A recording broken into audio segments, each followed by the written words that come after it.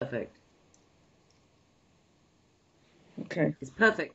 Can you hear me? I can hear you. I can see you. I can see myself in a horrible state.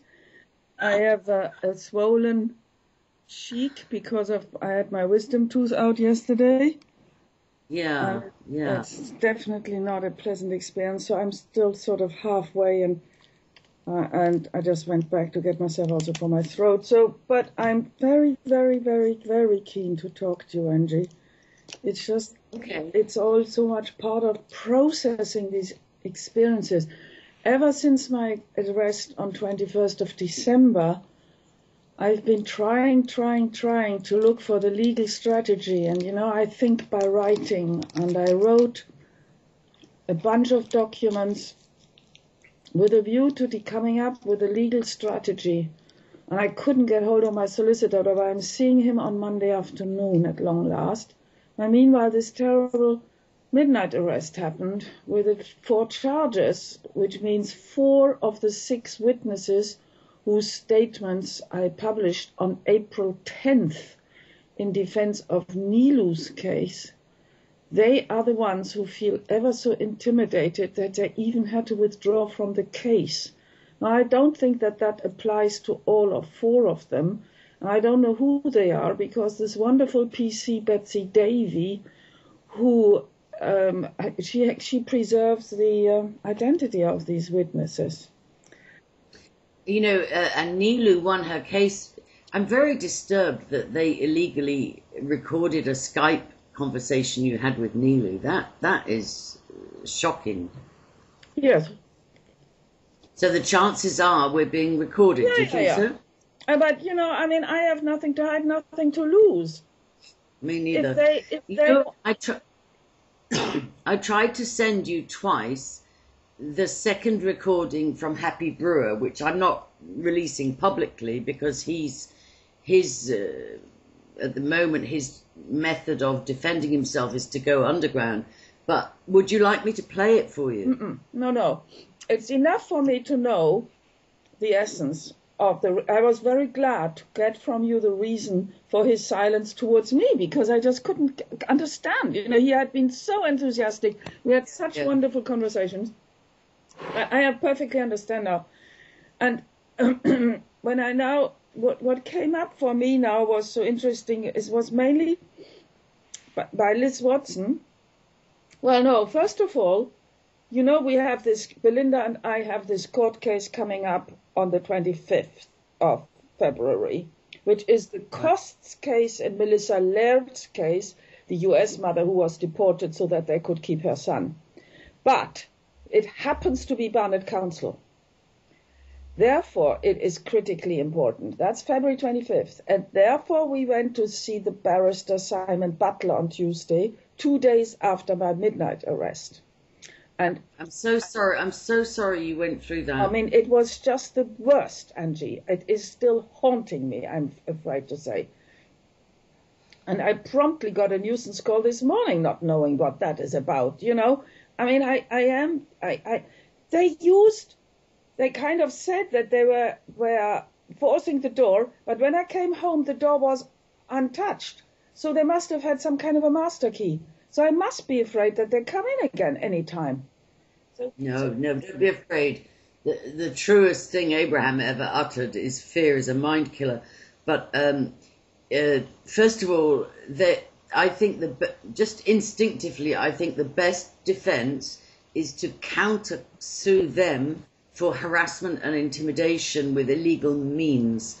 So, for instance, recording your Skype call and, carrying out 3 arrests and, putting you in fear of your life, putting your health at risk, and constant, and then the evidence that Nilu has about fake, actors being in amongst them. And also the IPCC, the International Police Complaints Commission, or the Independent Police Complaints Commission, saying that the Metropolitan Police did indeed fail to investigate properly. It has to be the best form of defence is attack. It has to be. Well, that's exactly what that level of thinking I had reached. But who are my co-players for that? And And I had been, but with Belinda, we had already been in that mode of thinking. And then when we came out from that barrister, now we knew we've got our co-player in place. But the next level of legal strategy came actually in a conversation with Liz Watson.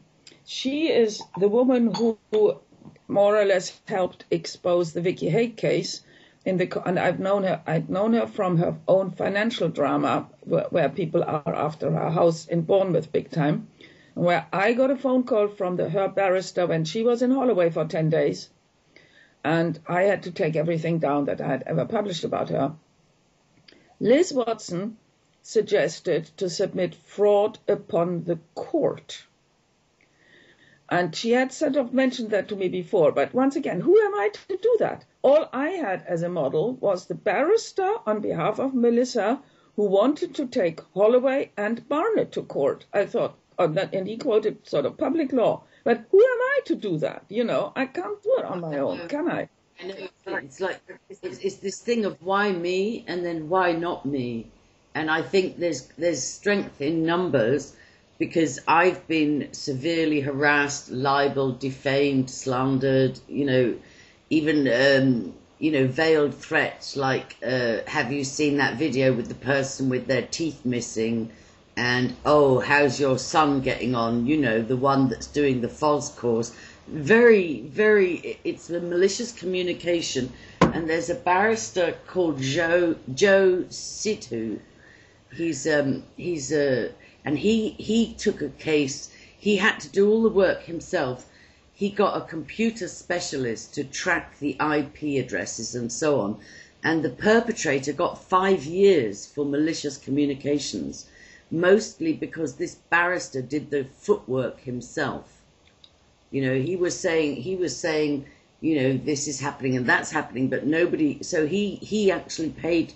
Obviously, he's a barrister. He's very wealthy. I think he's head of the Asian Barristers Association, and he does a lot of voluntary work. And I actually contacted him after this poison pen campaign against me in Ireland. I contacted him and said, would you help?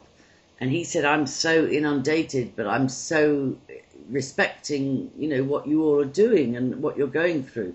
But he managed to get a conviction against the people making these harassments and threats and intimidation and anonymous, like the whole of Hoaxstead. He managed to get a conviction, and the person got 5 years under the Malicious Communications Act. So it's a case of, everything is upside down. It should be us prosecuting them. Yes. For everything. Yes. And in order to do that, we have to transcend what they're trying to do, which is make us on the defensive and make us fearful and make us intimidated and make us feel like, we have to defend our lives. We don't have time to prosecute them because we're too busy surviving. Yeah, but that is very, very true on the level of attitude and general thinking. It comes down to your door at midnight. It's a different story. No, it's the specifics. When all I could do, the lawyer, he didn't want to come out for the interview at night. I was in a cold cell. All I wanted to do was get out of there. They claimed not to have blankets. They didn't give me my jacket. So I did the interview on my own. Then I spoke to both of his bosses by chance, and he was good and kind and so on, but I haven't really talked to him about the implication until I see him on Monday, except that yesterday when I asked him whether I need to be afraid again over the weekend because out of sheer malice they might try to show up, he said no, the investigation is finished, so he wouldn't come. They wouldn't, this Betsy Davy wouldn't come. At sort of January after the two events, the only kind of attitude seemed to have been partly because of his mother, who was one of our core groups after all, was that once I'm at the end of at the bail conditions, which is end of March, then he would go for compensation, and that's clearly not enough. And certainly not after this third arrest, and certainly not after I've been charged. So therefore, I think my big question is specifically, what case with who are the players against whom? Do I do it just on my behalf? Do I do it on all of the 7 victims so far? Do I do it on always everybody said, you're not part of the case, you're not party to the case, you can't do it. And so this is where I've been struggling. And so now, when Liz suggested A, fraud of the court, and B, private criminal prosecutions, of course I'm reminded that I had a petition of that Asim had put together, more or less, because he put the list of criminal charges down, and he wanted criminal prosecutions, but based on numbers, on the petitions. And I had the petition with 300 signatures taken down. So this is currently the strategy, because crowd justice was asking for the legal team and the legal strategy in place. And the beauty is that they've now put a draft up. I mean, after I came up with this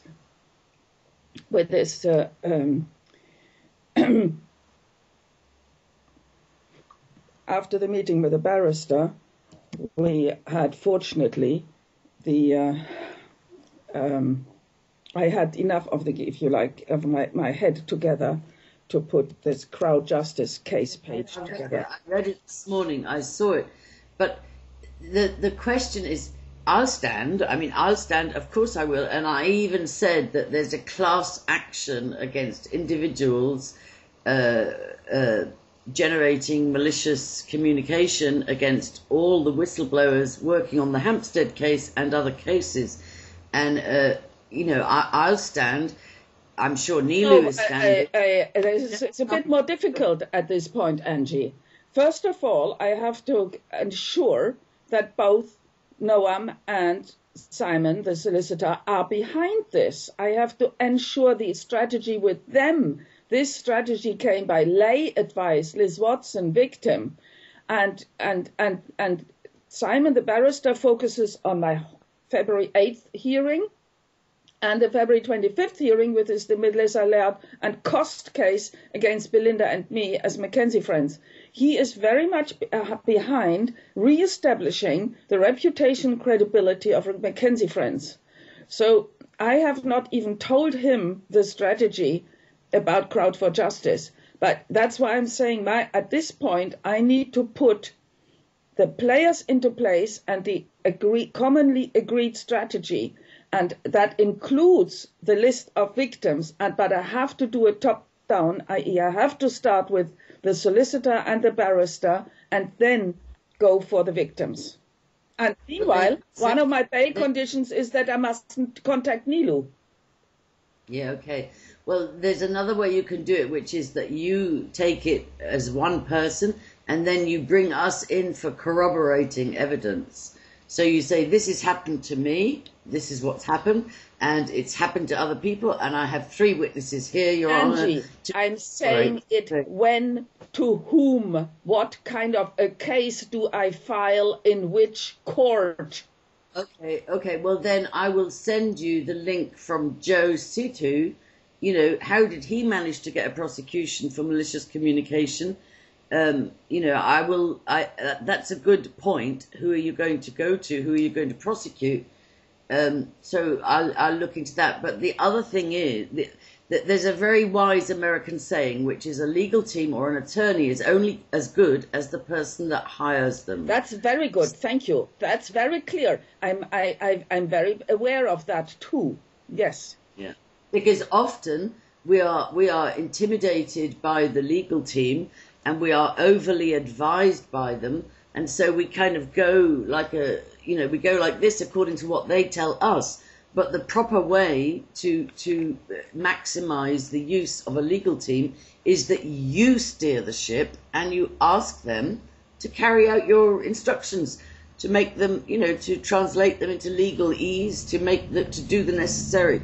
They are supposed to be employed by you, the same as the police are supposed to protect us. The civil servants are supposed to serve the public. But we've become so, it's all back to front, where we do what they tell us. And this is how so many mothers lose their children. Oh, well, my solicitor advised this, my barrister advised that. No, they are your barrister and your solicitor. And I know it's difficult. We can't, especially if they're doing it pro bono or if they're doing... Simon Butler charges £250 an hour. That's why I'm going to Crowd for Justice. Okay, well then in that case they have to do what you ask them. They're except, not... Angie, we don't know what are the procedural remedies. That is our weakness. And this is where you cannot but listen to them and follow their route, or at least agree with them.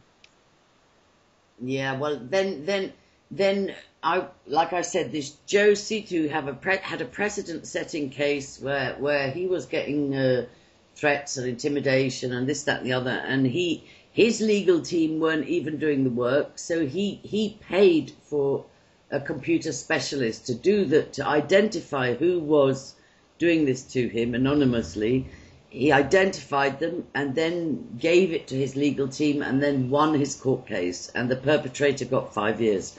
But the other point I'm making as well is, as far as I know, it's the 1st of February is the next review for Hampstead, and the only way I know this is because a Dearman Sock put on Twitter, "Oh, can't wait for the 1st of February when the children will be returned to their loving father." Really? And then... Have you got a screenshot of that?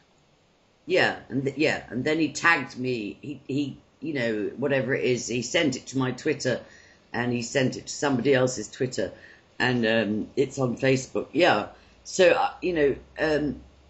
the everything about suing, like I could sue for defamation of character and libel and slander and all this, that. I don't have a fund for taking legal cases, but it's all peripheral. My thought is just stay safe and keep doing what you're doing, but I don't know where you're at because I know you have a broader spectrum, but for me it's like, let's get this 1st of February case first of all.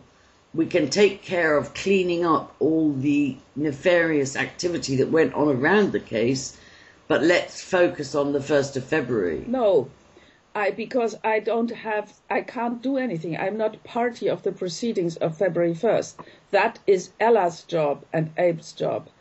The only way I even know it's February 1st is because of this tweet saying... I'm sure that's perfectly correct. I mean, I've always known that as well, somehow, somewhere. But the fact I have a hearing on February 8th and on February 25th.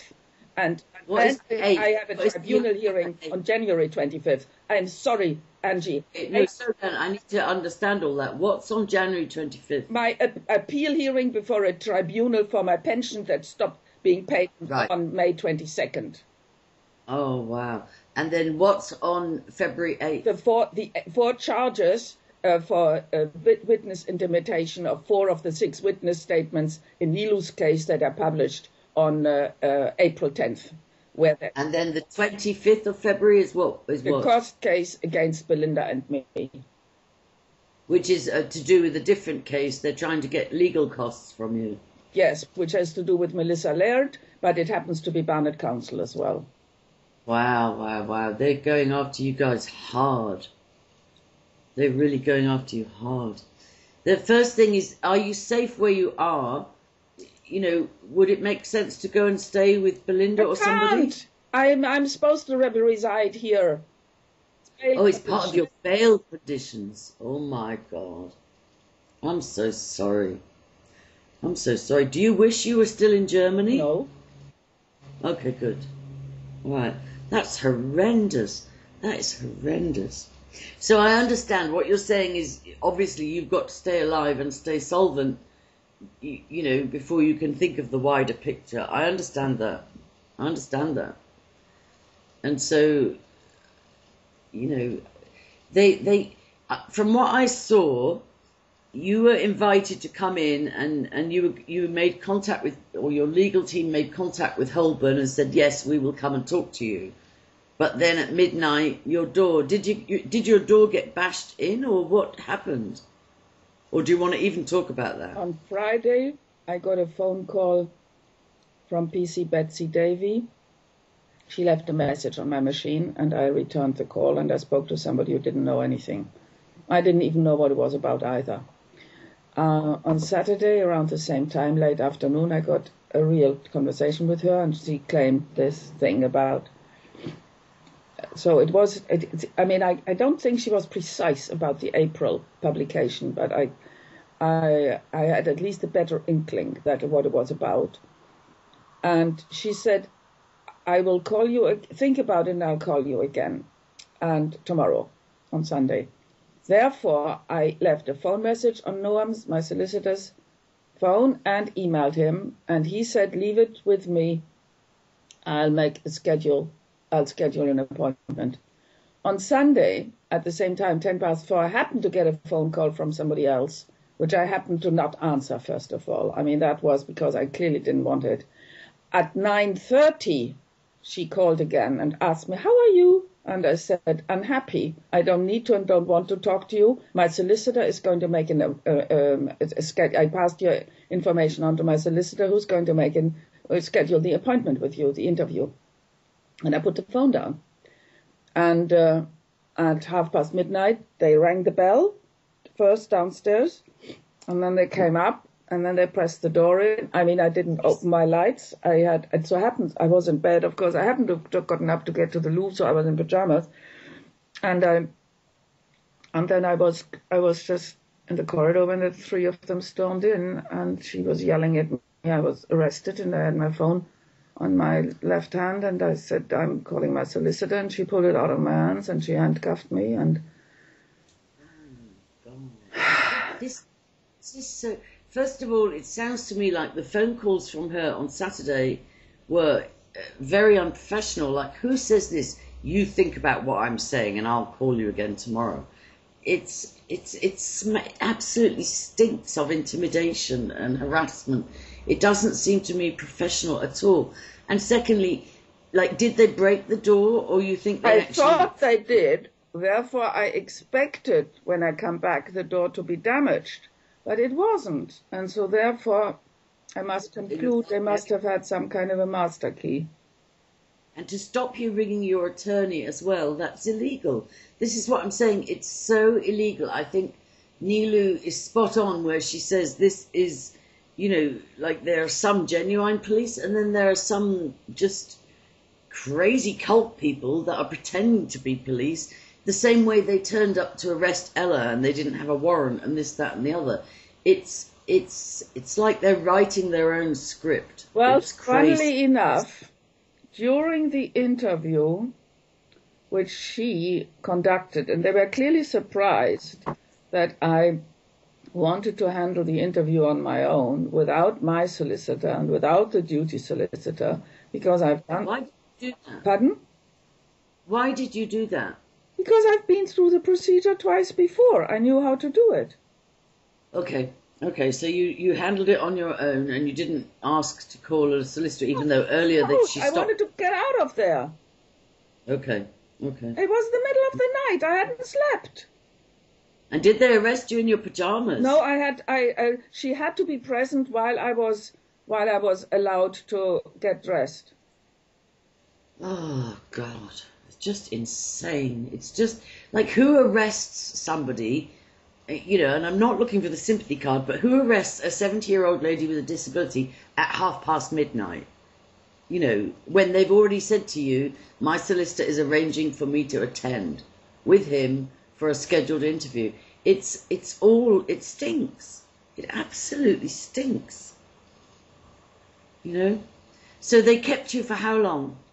Well, what I wanted to tell you is that while she interviewed me, what I did, I asked for what they call a custody sheet, so that I knew the reason for arrest and the circumstance, as they put it, and so that I could address that in my written statement that I prepared and that I read out, so that then, when they asked me millions of questions, I could answer no comment, no comment, no comment. Okay.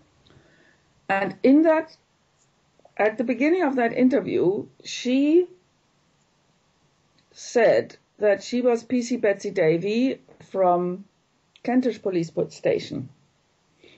And later I asked her, "Did you say Kentish Police Station?" And she says, yes, in Kentish we don't have a custody, therefore I had to get support from Holborn, because they took me to Holborn police station, where Maurice had been on behalf of the Musas, and I can't remember who else recently, but I was aware of the Holborn police station, but I didn't know where it was exactly.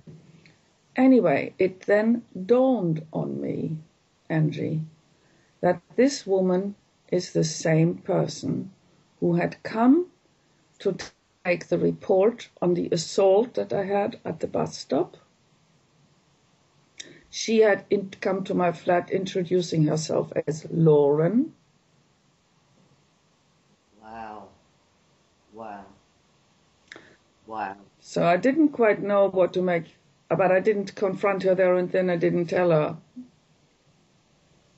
But I know 500,000%, and of course there was a woman called Fiona was with me. But I had recorded that cold conversation in which I thought I was kind of educating her about everything we knew, if you like, because we thought she was innocent and honest. But at the second arrest, they took the tablet on which I had recorded that file. So I guess I get the tablet back eventually without that file. And of course, I hadn't bothered to record the whole, to report the whole thing in the first place, because I knew they wouldn't be interested. And now I knew that that may have very well have been the trigger, actually, think with hindsight and talking to you about it, that's why they then went back and tried to find what they know. The first issue was harassment, then was malicious communication. Now they found witness intimidation. And that's maybe why they had to go back to all of my blog posts to find something. Everything they're accusing you of is what they've done. Well, that's part of the pattern, isn't it? Yeah, yeah.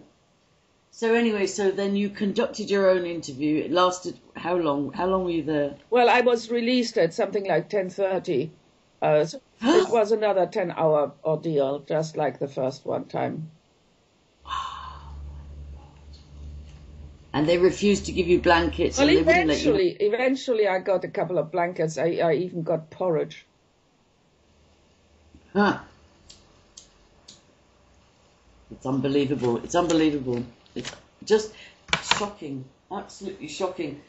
And I don't know what to say, in as much as, except for that I wish somebody like this Joe Situ, who has already successfully had a case for malicious communication and harassment and intimidation, but almost everything they're doing gives more evidence to if you do a counterclaim of intimidation of a whistleblower and an advocate and harassment, everything they're doing gives you more evidence. Well, this is why I really, really lead now. I look forward to talking to both the solicitor and the barrister, because one thing is for sure, I can't do it on my own as a litigant in person.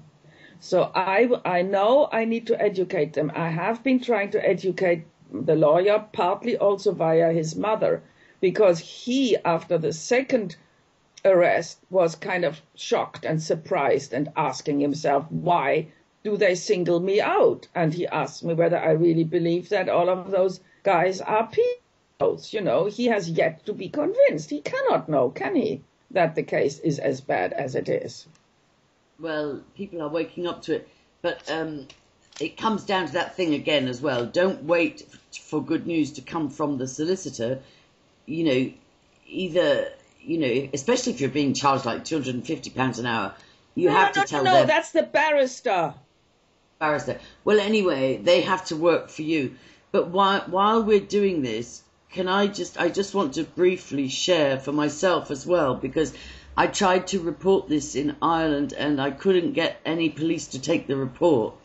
So do you mind if we just spend a couple of minutes? I just want to share the smear campaign against me in Ireland. No, you see, this is quite critical, because let me just come back to you. Because they went to say this, so as evidence they had this blog post of 10th of April and this Skype conversation of the 8th. So when I went back to look at the quotes, because obviously I don't remember anything, do I?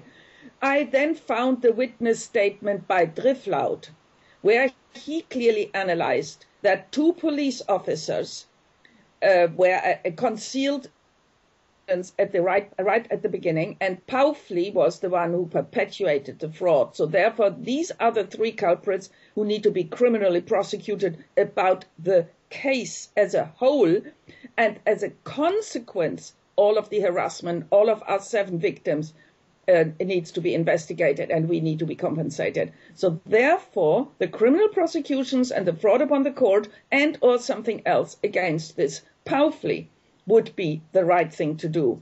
And it's that witness statement, that's what I've put together now for my February 8th case and hearing. The barrister is going to say we will plead non-guilty and we'll ask for full disclosure and then decide to go forward. That's my current case of witness intimidation. Okay. So in support of that and in corroboration of that, can I just share with you the exact details of the smear campaign against me in Ireland? One more aspect, I have revisited the original document with all of the abuse and looked at it. 16 police stations and 20 individuals were mentioned by Allah. Wow. So the police, that fact, that and how the police are the culprits, we've also known through the original Royal Commission into New South Wales, where Satanic ritual abuse was mentioned on 17 pages in the 90s. And now I'm happy to listen to whether you also think the culprits are the police and who the main players are in you. There's definitely some very corrupt police. One thing was Jackie Farmer, as she goes by online, when she left the country to be safe, to continue the advocacy and research, they gave their address to nobody. The only people that they had to give the address they were going to live at in South America was to apply for a visa. But some corrupt policeman in the Metropolitan Police accessed from the visa department their address. Oh. And then, and she said, and I think Dearman, under a soccer account, even boasted that they knew and proved to her that they knew where she and her husband were. And she said, that this is definitely a corrupt policeman to have accessed this from the visa department, because we were very careful not to give out to anybody. They gave it to nobody, the address they were going to. Yeah. The only people they were forced to give it to was the visa department. And also with the campaign against me in Ireland, they must have had a corrupt policeman contact the Irish police, because even though they sent about 50 of these poison pen letters out, but one of them that they had no way of knowing was, I had a family counsellor that I was attending with my children, since my sister's death and all these personal issues going on. And they sent a poison pen letter to her. They got my family counsellor's name and title, and then her professional address, which she has handed on to her manager to deal with. And there's no way that information was online. I had told nobody the name of our family counsellor, the fact that we were attending family counselling, or so on. So all I can think is that the police were contacted from the Metropolitan Police, this Angela Power Disney or whatever, and they said, oh, well, look, you better contact her, you better deal with it through the family counsellor or whatever. So the family counsellor was absolutely furious that somebody in a position of authority gave those details, which were private to me and also private to her. She was even worried for her own safety. She totally believed. Was she contacted, or how? No, this is exactly the question. How? How do you know about it? Or does she know because she told me she got a letter. I'm going to read what this. Kind of a letter? I'm going to read it to you, right? So everybody from neighbours to friends to the local police to my family counsellor who nobody knew about, to national newspapers, local newspapers, the local schools where my children attended, everybody got this poison pen letter, right? So it was all anonymous, just with these pasted on envelopes. And then it was very unprofessional. It was like the only letterhead was this Hoaxstead thing, you know, very unprofessional. But it was just brutal. And then they listed, because a couple of the people that received the letters came to me straight away and said, look, this is obviously a smear campaign. It's anonymous. It's no handwriting on it. There's no return address. Well, also, I mean, the Hoaxstead heading gives it away big time, doesn't it? Come on. But they were hoping that if and then they list the people they sent it to. One of them is the family counsellor. And there's no way, unless they had a corrupt policeman in London contacted the police in Ireland, and the police in Ireland said, we're not going to go and arrest her, you know, you better talk to her family counsellor. So they've listed, they sent it, it says... did they, I mean, how could they have known that you were in touch with her or via telephone and mobile? Exactly. No, well, unless, I don't know who gave that information, and she was very annoyed. And she passed it on formally. And with my full approval, I said, by all means, I'm really sorry this has happened. And I have no idea how they knew your name, the fact that my family were attending you, or how to... Absolutely. I mean, let's face it, Angie, it is all down to one and only one person. Yeah, well, he has a team behind him, there's no doubt about it. But let me just read you a few bits of this, because it's all trying to link me up. It says involvement in the Hampstead hoax in London, where innocent parents, children and teachers in the Christchurch primary school in Hampstead are being targeted by Angela Power Disney and others, and give that publicity, please. Contact the Ham and High newspaper in Hampstead for further information on 3 of Angela's friends who are also involved in this hoax: Belinda Mackenzie, Sabine McNeil and Neelu Berry, aka Ved Chowdhury. And then they list it going to my counsellor. Then they list it also going to a local reporter who helped with my son's coverage for his surgery. As Angela Power Disney's therapist, this is writing to, you should know her best of all. Are you aware of the serious damage that she's doing to innocent parents, children and teachers as part of a serious satanic cult hoax that is being perpetrated in the Christchurch primary school in Hampstead in London? And then they write to another journalist, you've given publicity to Angela Power Disney for her personal charity where she's soliciting donations from the public. Can you please now investigate Angela Power Disney's involvement in the Hampstead satanic cult hoax in Hampstead, London, that's targeting and destroying the lives of innocent parents, children and teachers at the Christchurch primary school in Hampstead, London? They wrote to the Irish Examiner, and then they wrote to the schools that I was on, parents' associations, my children attended these schools. See above message, sent to this reporter at the court premises of your newspaper. Please investigate Angela Power Disney's involvement in the Hampstead satanic cult hoax. Are you aware that Angela Power Disney is involved in a sick satanic cult hoax that is targeting innocent parents, little children and teachers at the Christchurch primary school in Hampstead in London? As part of a sick group of individuals, Angela Power Disney is in breach of a court order in the UK that was put in place to protect the identities of 2 little children.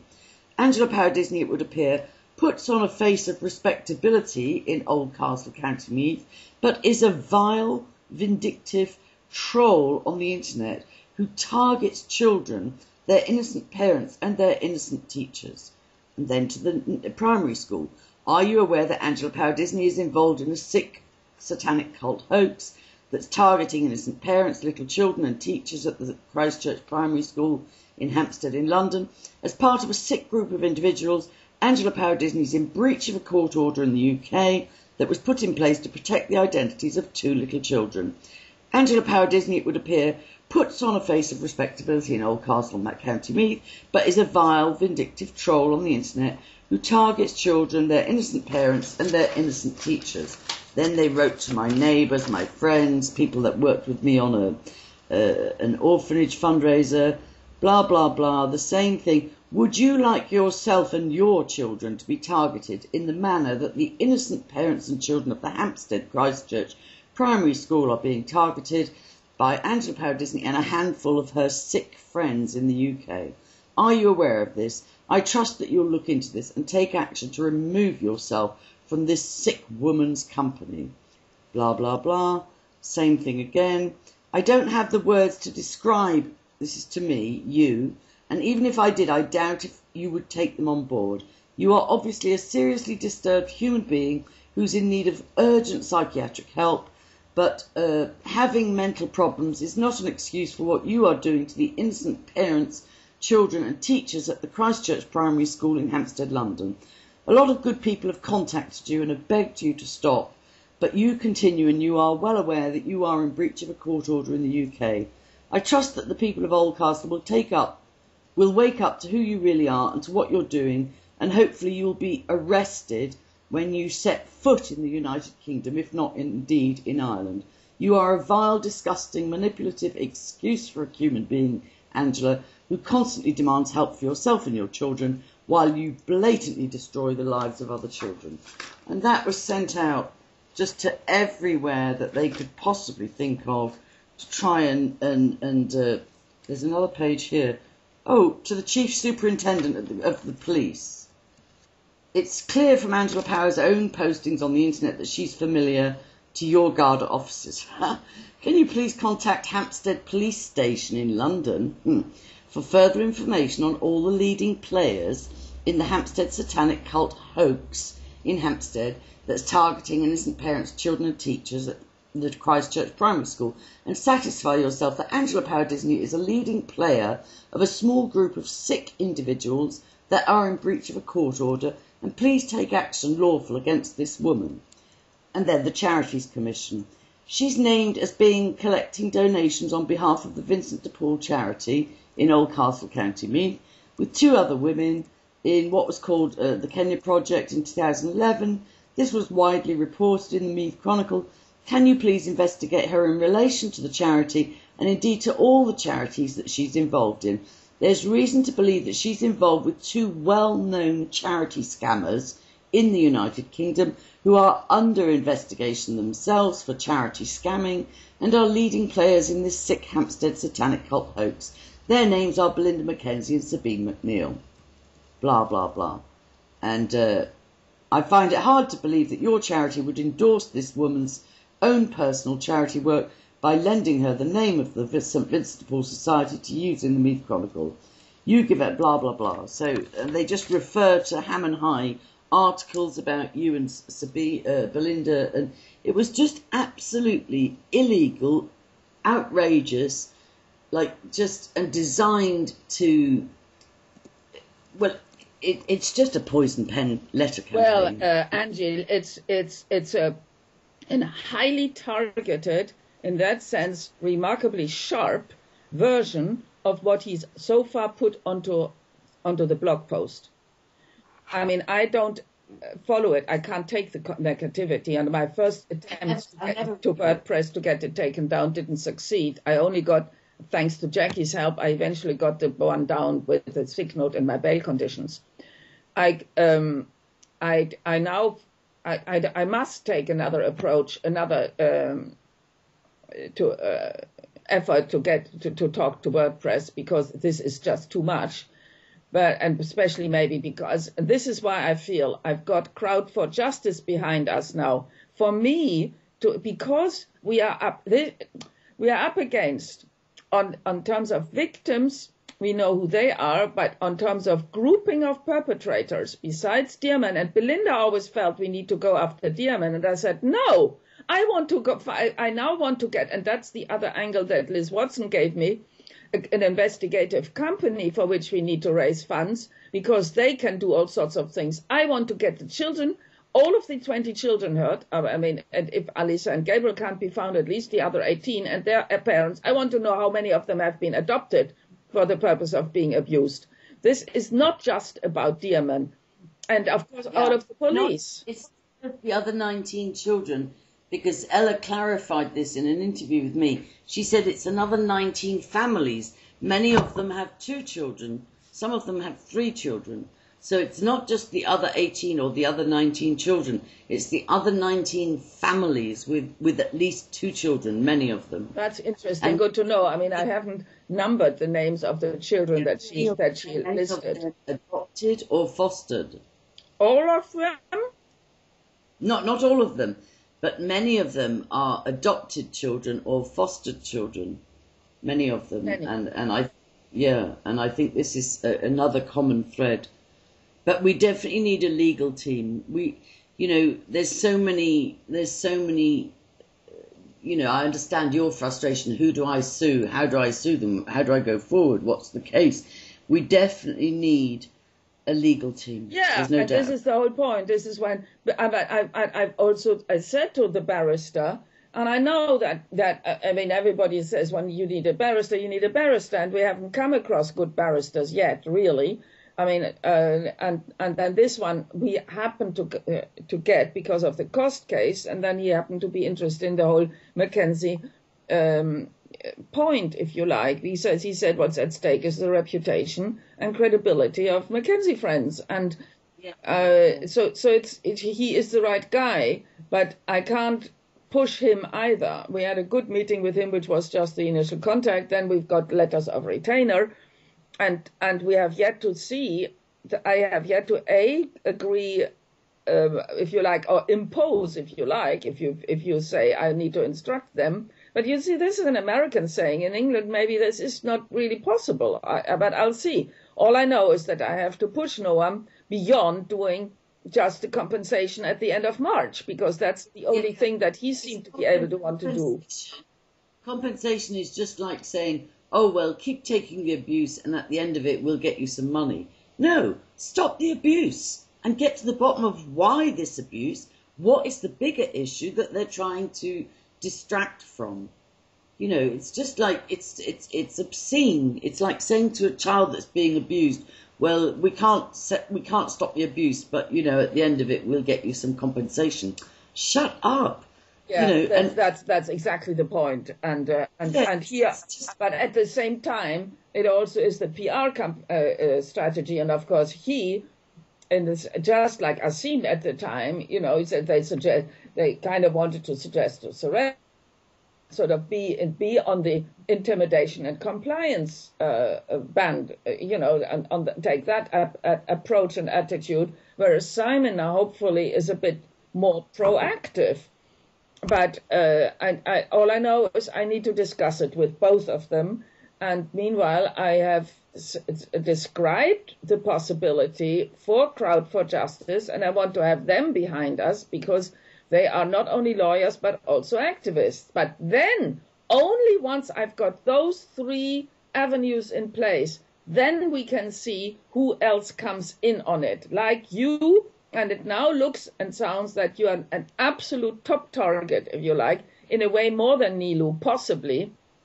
Because my problem with Nilu is, of course, that I've been deleting all of her emails. I just can't cope with it, and I can't cope with her anymore.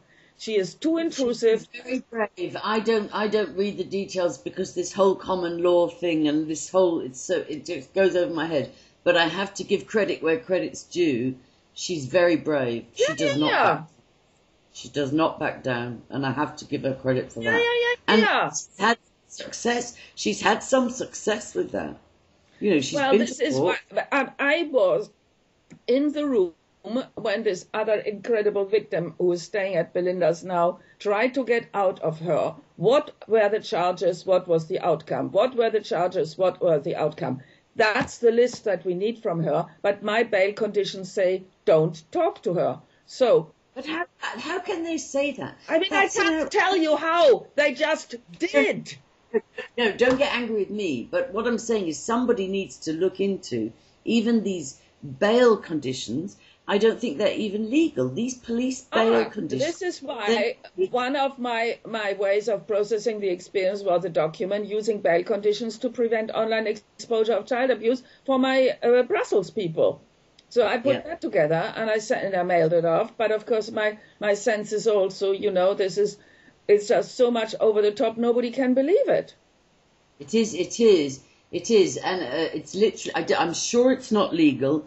The police arrest you, chances are they're corrupt, and they tailor-make the conditions to the case that you're trying to expose. So therefore it's like, oh, you're not allowed to go online, you're not allowed to talk about this, that and the other. Now they're even saying you're not allowed to communicate with one of your fellow victims that's already been vindicated in court. It's like, that's insane. Who gives them permission to make up these crazy bail conditions? And then, oh, well, if you don't do this, we're going to arrest you at midnight, and keep you all night and just make your life miserable.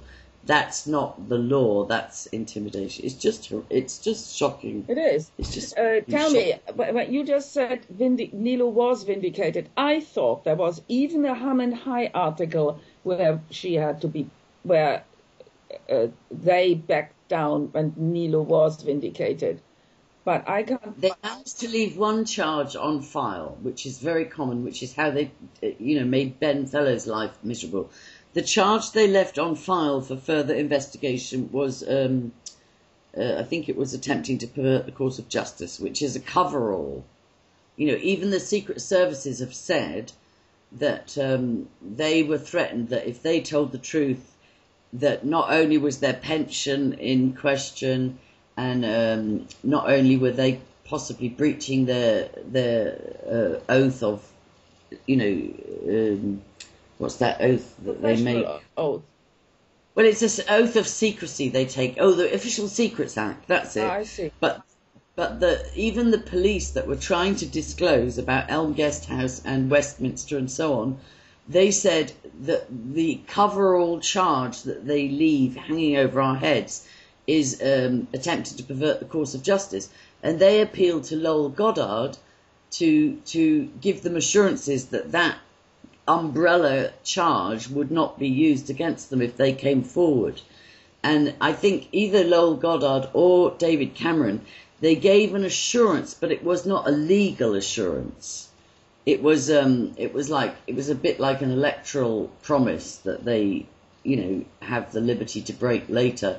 So something was said like, oh, we want to give every assurance to, former policemen and Secret Services people, that they absolutely can come forward. But it was disseminated afterwards that although the assurance was generalised, it was not legal. But this umbrella, so Nilu, all the charges were dismissed against her because Sophie Dix didn't turn up in court, Father Paul didn't turn up in court. It was absolute chaos, and no witnesses came. And the judge said, this is outrageous. How can you waste the court's time like this and then not even produce any witnesses? But the one generic charge that they left on file was attempting to pervert the course of justice, which of course later she'll be proved as not having done, like Ben Fellowes was in the Old Bailey.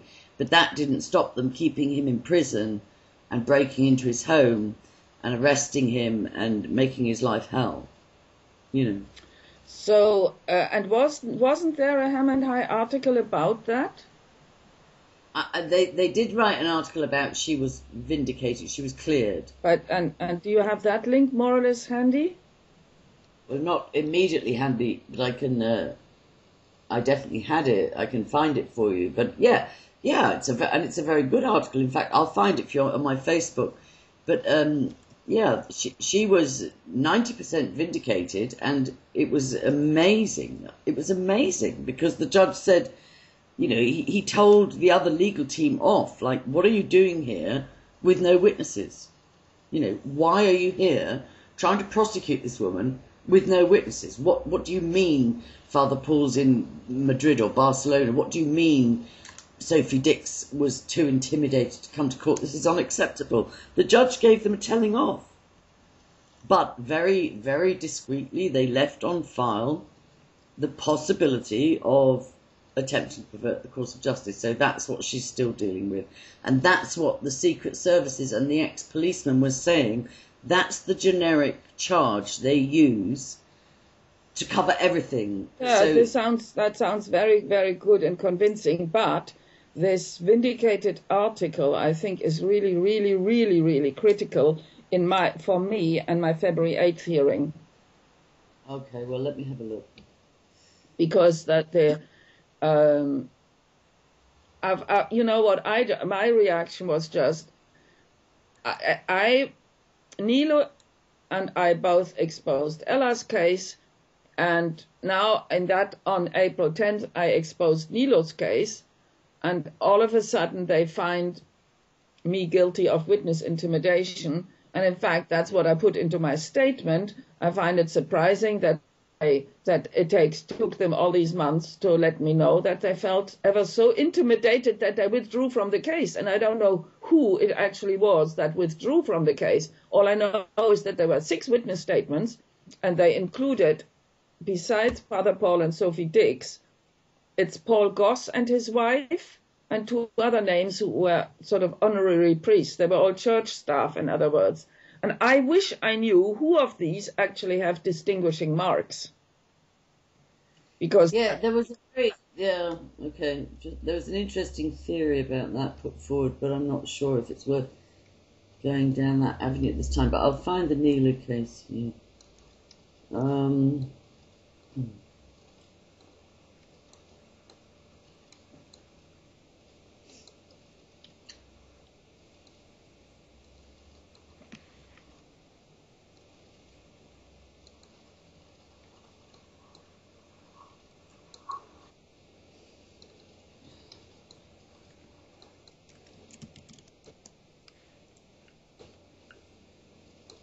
Oh, here's this one.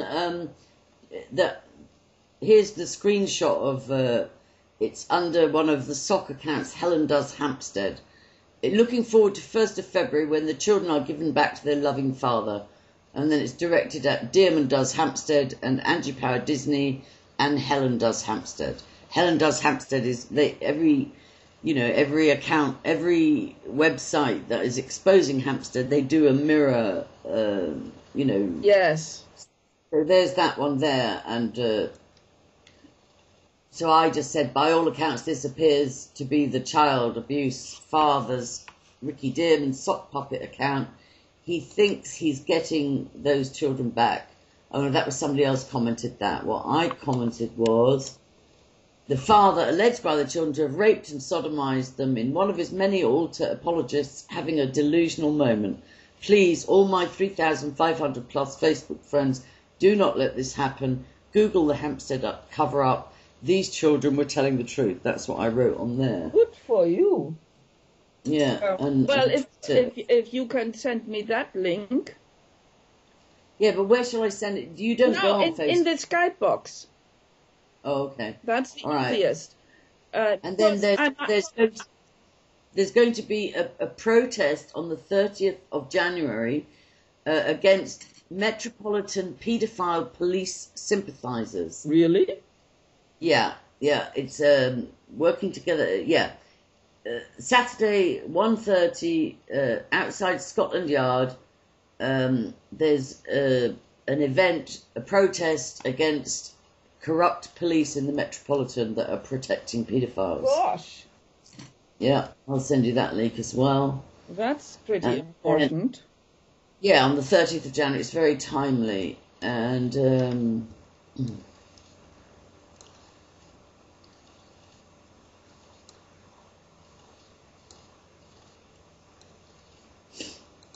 so 1:30. You reckon it's the new Scotland Yard building? Yeah, I'm gonna. I'll send it to you now, actually, because otherwise I'll forget. It's so much to multitask. That's critical because that's fabulous. That's really good to know. Thank you. Yeah, I'll get that for you now, and I'll put it on Skype, which is possibly being recorded and blah blah blah. But I you know couldn't what? care less. I know. It was from Exaro. Oh no, that's I mean, so what? If they have nothing else to do, if they're paid to be nasty and they do it instead of using their own conscience, I can't help it. That can't possibly prevent me from doing what I'm doing. I mean, let's face it, if they were ever so innocent, they wouldn't have to do what they are doing, right? No, this is what I'm saying. Everything they're doing is giving us more evidence. Well, and in my view, the cover-up is sort of evidence as well. Every action of cover-up, it corroborates the original crimes. That's what I had said to John Hemming already ages ago. Which is the very, very simple bottom line. Everything they're doing just confirms. Yes. So it's called Metropolitan Paedophile Sympathisers. Correct. And it's on the 5th of January from 1:30 till 4. And it's convening at Scotland Yard. Now I will send it to you. I'll send you the link. And it would be good at least to get some footage from that. Now let's get you on Skype. Here we go.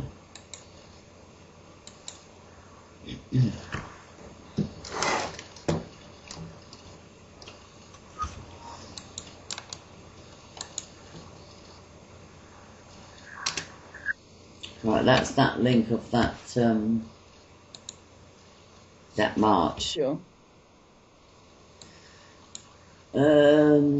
Right, our itinerary for the day. 2 o'clock, one of the admins will explain why we are there. 2:15, we will have a chant to let the police know why we are here.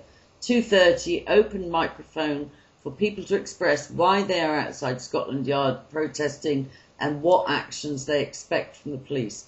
3:30, we hope to have another admin from Public Justice, PHL, lead a discussion. 3:30 to 4, we will chant and end the demo. We at Public Justice have had problems with the Metropolitan Police, like giving evidence and the police taking our equipment. When they do so, we lose other paedophiles we are talking to. We have offered access to the accounts to make the life easy for everybody. They are not taking statements from us, which has put children at risk. We never withhold evidence, but taking our equipment is a big cost to us. Yes. We don't get paid for what we do. It's all voluntary, and we cannot afford new equipment every time we catch a paedophile. Yes. These are obviously, one of those online activists. This suggests that the Metropolitan Police want to make it harder for us to bring paedophiles to justice. Where do you can collect this, Angie? I don't know. Somebody shared it with me. I've sent you the link on Skype. Yeah, I'm looking at it. Therefore, I'm trying to find where it says. Ah, yes, I got it. You can collect evidence from us, discs, PDFs, screenshots, paper trail. This has secured convictions in the past without taking our equipment. We've been given letters to ask us to stop what we're doing, which is taking dangerous paedophiles off the streets. We've given police concrete evidence, which they have lost, and still they do not investigate, putting children at risk and failing them. It's in the public's interest to properly investigate paedophiles that have been reported by the general public. What we do is not illegal. We never use entrapment and we never use violence. And then it says, we would like you to join us and tell the police that they need to do more to protect our children. We've had 10 paedophiles arrested since September the 1st. Only seriously convicted, only one seriously successfully convicted, 2 that are in prison, and the rest are awaiting court dates. So what we've done is not wrong and has in fact saved many children from being abused. What we do is in the public interest. Perfect, absolutely perfect. So that's one link, and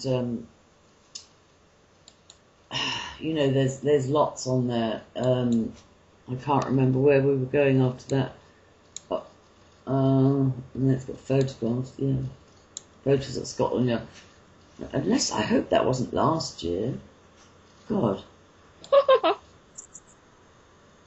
hope that wasn't last year. It might be it. God, I hope. 30th of January, 1:30 to 4. No, it can't be. No, the 30th is a Saturday. Yeah, no. So that must be upcoming. It's new. Yeah. So they must have protested there before because they've got photographs. But anyway, you've got the link. So, Brilliant. you know, all I can think is we just keep keeping on. And the most important thing, as far as I can see, I just have to think of people like Aaron Brockovich or even the Boston Globe, that if we keep going public with what's being done, that because, you know, a barrister or a solicitor, they may never get used again for the money-making government work. If they're known to help people like us, they won't get any establishment work again. So it really takes a brave legal team, because they could lose everything. You know, they could lose their income. But the types like Erin Brockovich and even, you know, the journalists at the Boston Globe, if you keep going public, and Nilu keeps going public, and I keep going public, and enough people keep going public, then you get the legal people step forward and say, do you know what? I've had my career, I've made my money, I'll work pro bono. Do you know what I mean? Or I'll risk everything. I don't know. I just know that they have been absolutely malicious and brutal, you know, illegal, harassing, intimidating, and it's not acceptable. It's not acceptable police practice. Well, I guess I can only go with what I've got. Yep. And you're doing brilliantly. I mean, you are doing brilliantly. You are an analyst. You are a person for detail. You keep dusting yourself down and coming back to the fray. So really, the rest is up to God. It's like we're doing our best, and it's going to be God that just... It's so evil what's going on, that without divine favour or intervention, you know, what can we do? You know, in ourselves, we're only one person, you know, times whatever, 10 or 20 or 50. But I just keep having faith that, you know, that someone somewhere along the line, and this is happening, it's getting huge coverage in America. This is happening. I can't think for 1 minute that on the 1st of February, Poffley or Black or whoever is going to say, oh yes, let's give them back to Mr. Dearman. I can't think for a second that that's going to happen. Oh, yeah. You know. But anyway, look I'll let you get on with your day. It's 1 o'clock. And just send me a list of, you know, whoever you want me to share this with. I'll upload it as unlisted, and I'll only share it according to, you know, if you send me who to share it with. Well, if you send me the link, then I will respond.